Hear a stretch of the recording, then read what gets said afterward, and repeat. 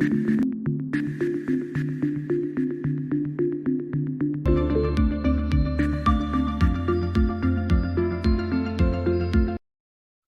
to BizTech's Wealth Conversation Show. Our guest today is Michele Ferrario. He's the co-founder and CEO of StashAway. StashAway is a digital wealth manager that offers investment portfolios and wealth management solutions for both retail and accredited investors. And it operates in Singapore, Malaysia, the Middle East, and Africa, Hong Kong, and Thailand. Now, to tell us more about StashAway, welcome to the show, Michele. Thank you for having me, Brian. So as you mentioned, StashAway is a digital wealth management platform. What we do is we help people like you and me do better with their savings. So invest through a low-cost, simple-to-use platform that gives access to intelligent investing. As you mentioned, we have started in Singapore and built our presence in Southeast Asia and now in the Middle East with offices in Singapore, Malaysia, Thailand, Hong Kong, and Dubai. And we serve quite a number of clients in these geographies. Now, Michele, can you break down and give us a 101 on exactly what robo-advisors do? Yes, so let me tell you what we do. So, and which I think is a bit broader than robo-advisory only. So we are a one-stop solution for people to manage, build, and protect their wealth. What does that mean? We have cash management products. So depending on the country, we have a product called StashAway Simple that yields in local currency usually the best rate you can get on cash. So for instance, in Singapore, Simple currently gives 2.1%, Simple Plus, which takes a bit more maturity risk, 3.6 to 4.1%. In Malaysia, the number is around 3%, et cetera, et cetera. So cash management done in a very simple way, no minimum, no maximum. You can take the money out whenever you want. Simple, the name suggests that. Okay. Then there is kind of what I guess is consider our core product, which maybe is what you call the robo-advisory product, which is a set of portfolios diversified across asset classes. So everyone should have the majority of their wealth in portfolios that have the right risk level and are diversified across equities, bonds, real estate, gold, and within equities, across geographies, across sectors, within bonds, across type of issuers, across structures, across geographies. So what the general investing portfolios enable to have that diversification very, very, very simply and in a very sophisticated manner. We actually offer three options there. There is our own asset allocation strategy. We call it ERA, Economic Region-Driven Asset Allocation. We have a partnership with BlackRock, and I want to talk about it. We'll do it later. Which also is with BlackRock managing asset allocation for our clients. And then we have flexible portfolios, which in practice enable our clients to build their own asset allocation or take one of our portfolios and change them. In Singapore, we have also launched products exclusively for high net worth individuals that give access to private equity and venture capital, angel investing, and crypto. Okay, that's really interesting. Now, I want to first go back to the BlackRock partnership. Tell us about that and how you offer multi-asset model portfolios for your clients. Yes, so the BlackRock partnership enables our clients to get access to four portfolios from low risk to equity risk that are diversified. So every portfolio has anywhere between 15 and 25 ETFs. And the asset allocation behind it, so the allocation among different ETFs, and each ETF gives access to an asset class, is managed by BlackRock. Now, BlackRock is the largest asset manager in the world. And their tech platform, Aladdin, is actually used by most institutions in the world to manage risk and manage their own asset allocation. So this in practice gives to everybody access to what is, I guess, the most sophisticated way to think about your portfolios. So again, this is a lot different from what most people think about a company like StashAway, where it has very simple products targeted at just the mass affluent or the mass market. You've got now specific products even for high net worth individuals. Yeah, so the way we think about it is that the solution is simple to use. The experience is seamless. So, investing in one of the BlackRock portfolios or more of them, or investing in our own ERA portfolios It's very simple. It takes a few clicks. You don't need to know anything. You don't need to even to know what an ETF is, to be honest. But obviously, the underlying logic is incredibly sophisticated, and we're actually quite open about it. So, for instance, on the ERA portfolio, we publish white papers on exactly how the asset allocation strategy works. And on the BlackRock side, we also give a lot of information about how BlackRock makes the decision. So the idea is the experience needs to be as simple and seamless as possible, but the investment logic needs to be sophisticated. And also, therefore, finding the right balance is what we've been doing over the last 5 years. You're right that we've recently launched also products that are targeting, kind of offering access to more sophisticated product, and those are only for high net worth individuals. I mentioned private equity, angel investing, and crypto. Those are the three line of products that we launched for that segment. Okay, so then give us a sense now, as StashAway has become a more mature company, what is the size of your customer base, and how does this look like from a customer segmentation perspective? Yeah, so we have never announced number of clients. What we did announce last year is that we passed, in January 2021, we passed $1 billion under management. We've grown quite a bit since then, but we decided not to announce any new number until we get to 10 billion. So we are somewhere in that range. Okay. In terms of kind of across segments, the core of our clients are between 30 and 45 years old, white collar professionals making good money, starting to save, starting to think about money in a more serious way, right? Maybe starting to have commitments. You get married, start to have kids. And so you're starting thinking about how can I make sure that if my son or my daughter is very good at school, I can send them, to Stanford or Harvard or wherever I want to send them. And how can I build that wealth over time, not waking up when they are 17 years old, but rather starting immediately? Or how can I make sure that I can retire in a certain way in 20, 30 years from now? So that's the core. In general, in terms of wealth, we have people from $100,000 to $10, $15 million, which is a range of people that have the problem of having savings to manage, but that the financial services industry serves very poorly, with focus being on selling products rather than advising. So we try to actually kind of help provide better advice and enable people to do what we think is the right thing to do with their money. And Michele, I think you've taken the words out of my mouth in terms of the next question I was going to ask you. 1 billion in 3.5 years under management, that's a very impressive performance. What have been your key success factors? And I think you just mentioned that also, addressing a relatively underserved segment.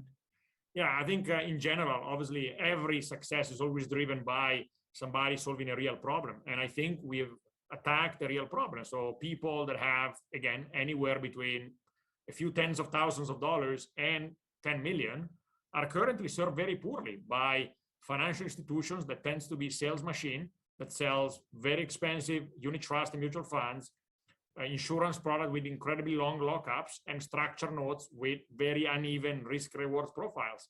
And so when we talk to our clients, what I hear is that we were a little bit of a breath of fresh air when we launched, and we continue to be that because we are generally trying to help. We have a low-cost platform, which is easy to use, available 24/7 with customer support, able to pick up the phone 7 days a week, and we give access to the important thing, which is managing your money through the right asset allocation. Everybody speaks about security selection, so how whether you invest in Tesla or Google or Amazon, but where more than 90% of the difference in returns among different portfolios come from is asset allocation. Your decision to invest a certain amount of your wealth in North American equities versus European bonds versus gold versus real estate. That's the most important decision that banks unfortunately never talk about because they're too busy trying to sell the product of the month.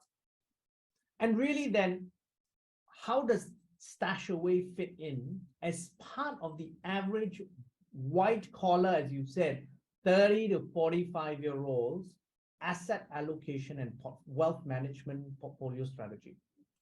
So look, our core product, the ones I mentioned earlier, the asset allocation products, both ERA as well as BlackRock, all flexible portfolios, are designed to be 60, 70, 80% of anybody's wealth. So you want the core of your wealth to be managed like that in a diversified portfolio, liquid, that has the right risk level, that is managed, that is risk managed, so with risk at the core of the logic. That's what you want. Again, 60, 70, 80% of your wealth. Just interrupt you there, because in an Asian context, a lot of us are overweight on property portfolios, particularly in places like Malaysia and Singapore and Hong Kong as part of our overall wealth. Have you seen a shift in that in your target audience? I think it's coming. It will take time, but you're right. Historically, it was enough for people in Singapore for sure, but I guess Malaysia as well and some other countries. In the last 30 years, in order to build your wealth, it was enough to invest in local real estate. And so there is a little bit of a bias toward that asset class. But you definitely don't want to put all of your eggs in one basket. And this is clearly one of these cases. You want to diversify. You want to be open to global markets. Another thing that you see when you look at numbers in this region is that there's a gigantic amount of cash. So in Singapore, for instance, 37% of people's financial wealth sits in cash. In Malaysia, the number is 43%. In Thailand, it's 44%. In the US, the number is 14%, 1/4. So there is much more money that is not invested. And that's a mistake. That's a mistake because that money will lose value over time. And that's particularly true today with high inflation. And so, and I think that's the result of kind of what you were talking about, the fact that people, thought that, investing in real estate is enough and the rest can be kept in cash. And secondly, a failure of the financial services system in enabling people to get access to products that make sense. Then share with us then, what would you recommend from a fundamental basis, wealth management tips that you could share with our audience? So first of all, focus on, imagine that you don't want all of your money to be in cash. You need to actually, build your wealth, and it takes time. You need to build a diversified portfolio. So don't bet everything on one horse, but rather make sure you have diversified exposure. Focus on asset allocation. Don't bother spending too much time deciding whether to invest in Amazon, Google, Netflix, or Facebook. Rather invest in all of them together. So in the tech sector, invest in the S&P 500, invest in the China shares, invest in sectors, in sectors, in countries, in asset classes, rather than single companies. That's very important. Ideally, not only diversify across asset classes, but also diversify in time. What that means is, if you invest on a monthly basis, what people call dollar cost averaging, and you do it over the course of a long time, you actually will be able to average your pricing across up market and down market, which actually tend to reduce your risk of being unlucky with timing, investing today and the markets might fall tomorrow. So don't accumulate lump sum, but rather make sure that on a monthly basis, your excess savings are all put at work on a monthly basis. So to recap, take the right risk level, diversify across asset classes, focus on asset allocation. More than 90% of returns are actually driven by your decision on asset allocation, and dollar cost average, invest over time. Now, Michele, it's been a fascinating conversation, but before we leave, I really want to get your insights into the market turbulence today. There are geopolitical risks, there's looming recession, there's inflation that is running out of control in some countries. Where do we park our money? How do we invest our money in these turbulent times? Equities are down, US equities are down 20% this year. Yeah, today, if you open the newspapers any day, it's always, you want to cry, right? Every day it's a bad day, and the day after is even worse. So it's a good question, and obviously it's a topic that I talk a lot with our clients about, and people are worried, what's happening, what will happen to my savings, what should I do, should I put everything in cash? My recommendation is always the same. It's coherent with what I said earlier. It's impossible to avoid bear markets and avoid corrections, while at the same time reap the full benefits of long-term market appreciation. And so the best thing to do is not to try to go around bear markets, but rather prepare for them, having the right risk level, as I mentioned earlier, having a diversified portfolio, and continuing to invest throughout the markets. Because if you are in your 30s, let's say, you have in front of you another 25 to 30 years investing career before you retire. That means you're going to go through 5 bear markets and 25 corrections. Trying to avoid them, it's impossible. You need to go through them. So your best bet is to actually use those bear markets and correction to continue to accumulate your investments at a lower cost. Obviously, if you look at your portfolio, wherever you've invested today, with the eyes of a seller, you would be unhappy because the value is lower than 6 months ago or 9 months ago. If you look at your portfolio or the markets globally with the eyes of a buyer, because anyway, you don't need this money for the next 20 years, you're building your retirement portfolio, you'll be happy. Things are on discount. And that's the mindset you need to take. Continue investing through the ups and downs. I don't know whether the markets have bottomed yesterday, will bottom tomorrow, or will take another 9 months or 12 months to actually kind of go through these bear markets. I don't know. Nobody knows. And trying to time it is impossible. What I do know is that if you keep investing as the markets keep going up and down, and perhaps more down than up, and then you keep investing as the markets at a certain point rebound, when you will look back 3-4 years from now, you will find out that actually your investment through this phase will have been your best investment ever. If you speak to anyone that went as an investor through the 2008-2009 crisis, they will tell you that when they were investing in late 2008, early 2009, and the markets were falling very badly, they were very nervous. But looking back, they were very happy they did it. You know, from the bottom of March 2009 to today, S&P 500 is up 622%. So people that were able to invest not exactly at the bottom, which is very difficult, but rather through the way down and through the way up, actually made very well for themselves. I expect the same to happen in the next decade. Now, Michele, it's been a fascinating and informative conversation. I really enjoyed talking to you. Thank you for taking your time to be on the show. Thank you so much for having me. I hope that some of the suggestions were helpful to somebody. We've been speaking to Michele Ferrario, the co-founder and CEO of StashAway, on BizTech's Wealth Conversation show. I'm Brian Fernandez, and this interview will be on our website, www.biztech.asia, as well as our social media platforms. It will also be on our syndication partners, TV stations, radio stations, and websites. Thanks again for tuning in.